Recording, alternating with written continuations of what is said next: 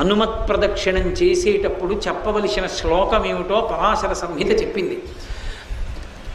ఆయన దగ్గరికి వెళ్ళినప్పుడు ఆంజనేయం మహావీరం బ్రహ్మ విష్ణు శివాత్మకం తరుణార్క ప్రభం శాంతం ఆంజనేయం నమామ్యహం అంటూ తిరగాలి.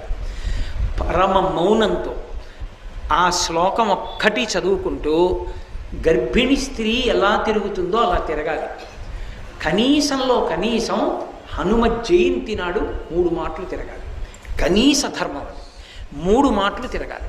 3 మాటలు తిరిగేటప్పుడు ప్రతిసారి తిరిగి వచ్చి ఒక చోట ఆగి శ్లోకం చెప్పి మళ్ళీ తిరగాలి ప్రదక్షిణంగా.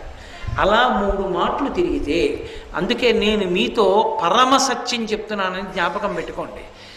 ఎంత ఉద్వేగభరితమైన పరిస్థితుల్లో, ఎంత కష్టంలో ఉండనివ్వండి, హనుమత్ ప్రదక్షిణాలు చేస్తే మనస్సుకి శాంతి కలుగుతుంది.